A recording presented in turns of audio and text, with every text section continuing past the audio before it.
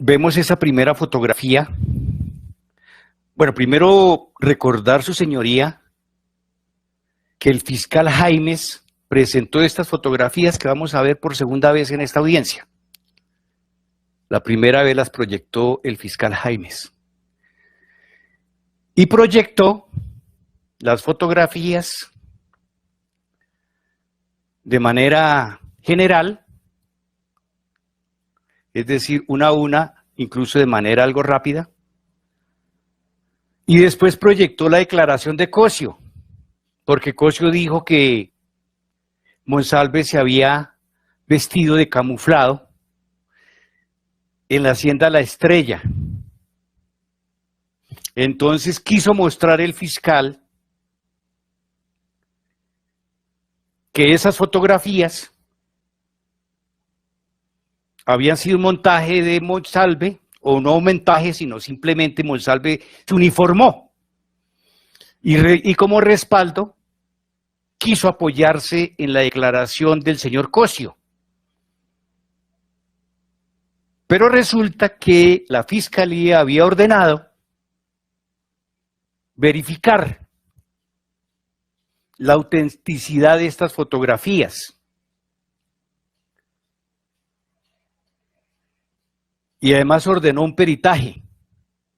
Y aquí está una primera, corresponde al señor Juan Guillermo Monsalve, todas corresponden a él, uniformado, en su condición de paramilitar.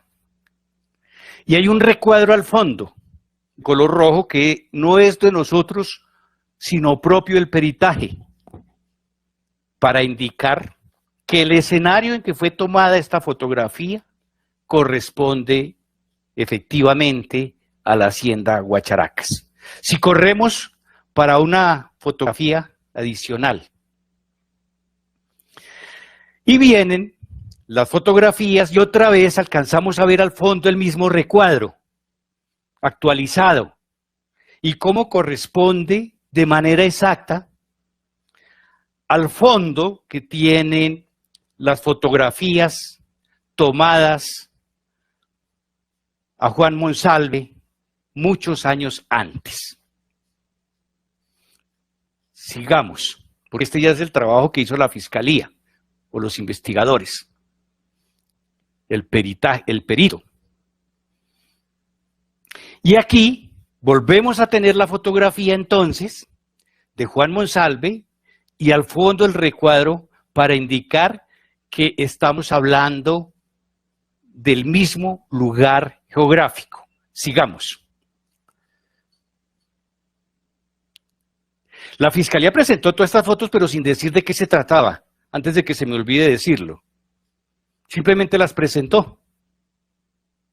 Y lo que hizo fue, recordemos, mostrar un dron para mostrar la finca y mostrar estas fotografías. Y las imágenes del dron fueron utilizadas por el fiscal para decir que este era un campo abierto y que no puede ser cierto que entonces estuvieran allí los paramilitares, porque habría sido tan evidente que las autoridades hubieran tomado medidas, hubieran reaccionado. Ese es un argumento que podría funcionar en Dinamarca, pero no en Cundinamarca. Porque es que la realidad colombiana es el compromiso desafortunado de las autoridades, muchas de ellas, no solamente militares, sino incluso civiles, con el paramilitarismo. Si lo que ha sido una realidad en este país es que el paramilitarismo se mueve tranquilamente y vive en fincas y viviendas. Y las autoridades lo conocen y no reaccionan. Por eso se expandió. Mancuso lo dijo, si no contáramos con la colaboración de las autoridades, no hubiera sido posible la extensión del paramilitarismo en la medida que se produjo. Y eso, pues es evidente. Y nosotros que como abogados de víctimas, su señoría, conocemos tantos procesos donde los paramilitares se concentraban en fincas, en diferentes regiones del país, con el conocimiento de las autoridades, algunas de ellas condenadas por esa relación con el paramilitarismo, y donde allí recibían toda la infraestructura y logística para desplazarse a matar gente inocente. Entonces decir que como no hubo reacción de las autoridades, no hubo presencia de gente uniformada distinta al ejército o a la policía, pues no es un argumento que, confrontado con la realidad nacional, sea, pues, amerite tenerlo presente. Es un argumento absolutamente rebuscado. Mire, esta es la hacienda, mire, esto es destapado, mire, si hubiera habido gente armada que no fuera oficial, de las fuerzas oficiales, las autoridades hubieran reaccionado. Las autoridades estuvieron conniviendo. Por eso no reaccionaron. Y por eso el argumento no es válido. Quise hacer ese paréntesis porque me parece importante, porque podía olvidarlo al finalizar la exposición. Podemos ver la siguiente fotografía porque esta ya fue examinada. Este es un contraste que hace el propio perito. Bueno, esas eran las primeras. El informe IC 0006518-110 del 30 de junio de 2021 contiene los resultados de la orden de trabajo referida que dan cuenta de la obtención de las mencionadas fotos, así como de la inspección realizada a la Hacienda Guacharacas, en la que, comillas, dice el informe, se puede apreciar la topografía de la Hacienda Guacharacas y sus alrededores, conservan las características geográficas, debido a que no ha existido intervención relacionada con actividades arquitectónicas o de ingeniería civil en ese sector, como se puede comparar entre las fotografías aportadas y la actividad de policía judicial desplegada el 20 de mayo de 2021. Las imágenes dan cuenta, cierra comillas, las imágenes dan cuenta de las coincidencias entre las imágenes, las fotografías, en la morfología de las montañas que se aprecian, aparecen demarcadas, como lo pudimos observar. La proyección 24 que tenemos en pantalla, que figura en la página 48 de ese informe del 29 de abril de 2021, en desarrollo de la orden de trabajo 12464, están otras fotografías donde aparece Juan Guillermo Monsalve con su traje de paramilitar. Este informe contiene además el informe del 29 de abril de 2021 de la orden de trabajo 12464, en el que se analiza la veracidad de las fotografías y cuyo peritaje concluye, comillas, las fotografías presentan consistencia en la iluminación y las sombras que proyectan los elementos que la componen. Asimismo, se aprecia cómo el sujeto presente en las imágenes, es decir, Juan Guillermo, está integrado de manera natural con su entorno, observándose proporción de este con los demás elementos.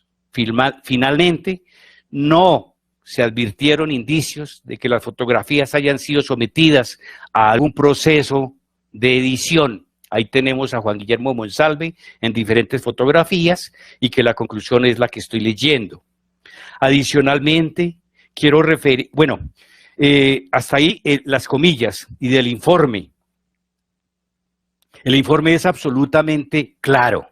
Son fotografías genuinas, corresponden al espacio geográfico conocido como Hacienda Guacharacas, y las otras fotografías donde se ve el rostro y el cuerpo de Juan Guillermo Monsalve también son genuinas y corresponden precisamente a su entorno. Así que, por eso yo vengo diciendo que las intervenciones que sucedieron en la Fiscalía no cambian absolutamente para nada las conclusiones a las que había llegado la Corte Suprema de Justicia y que incluso en ocasiones como en esta, lo que hace es profundizar o mejor confirmar todas las decisiones de la Corte Suprema de Justicia y la credibilidad del testigo Juan Guillermo Monsalve, y tanto como la credibilidad del testigo Pablo Hernán Sierra García.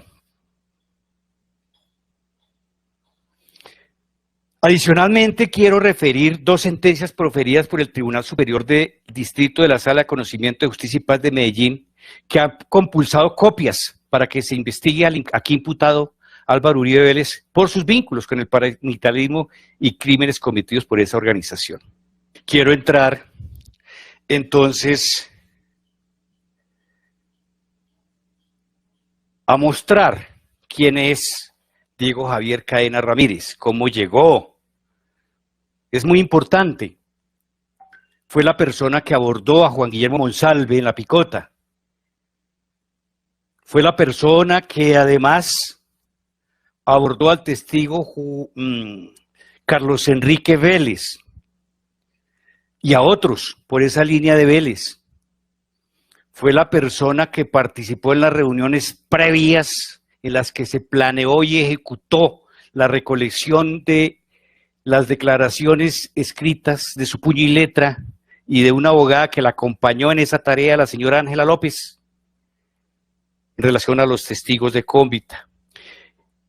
Fue la persona que además estuvo al frente de la consecución de las declaraciones de Juan Carlos el Tuzo Sierra Ramírez. Pero además fue la persona que contactó también a la señora Hilda Niño, exfiscal. Es decir, para resumirlo, es la persona que tuvo intervención en los tres hechos jurídicamente relevantes que determinó la Fiscalía y de la cual estamos haciendo referencia.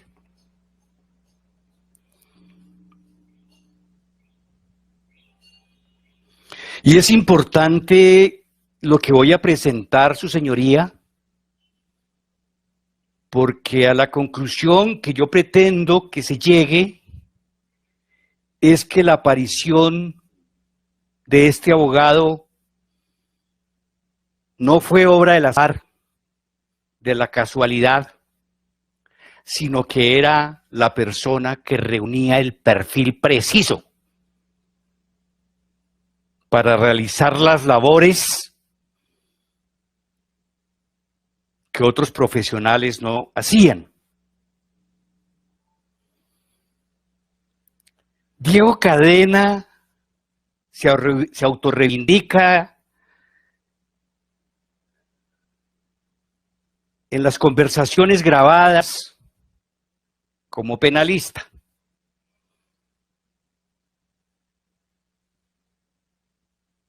Se entiende que además, como lo sabría cualquier ciudadano, pero con mayor razón un abogado penalista, que su actuar, que obra con pleno conocimiento de sus facultades y límites como ciudadano y como abogado, así como se debe entender que es conocedor de las conductas que constituyen delitos en Colombia.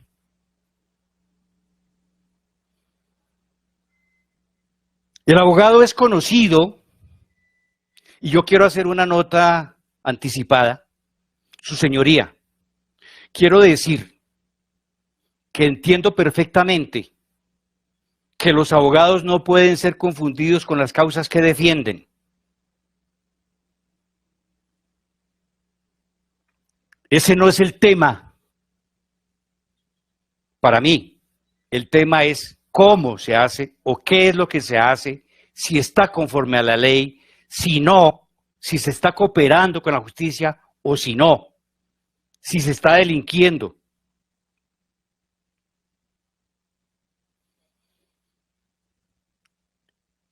Se tiene conocimiento que apodera o contribuye en las negociaciones con las autoridades de Estados Unidos a favor de narcotraficantes extraditados a ese país. De hecho, se conoce que ha tramitado cartas de los paramilitares para traerlas a Colombia ante las autoridades judiciales para favorecer a determinadas personas vinculadas a procesos que tienen que ver con relaciones con paramilitarismo u otros delitos. Públicamente se conoció a través de los medios de comunicación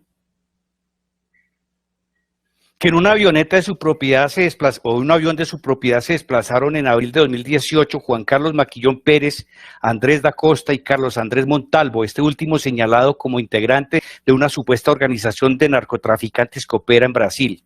Asimismo, se conoció que este jet privado propiedad de los hermanos Cadena Ramírez se encuentra en venta a un precio inferior al corriente, presuntamente por el afán de los vendedores. Esto es importante porque, pues, nosotros, los actuantes en este proceso, incluso le pedimos a la Fiscalía que procediera a una extinción de dominio, solicitud de la cual no hemos obtenido respuesta ni tenemos conocimiento de los avances o no avances que se hayan producido. Es una solicitud que hizo el senador Iván Cepeda junto con sus abogados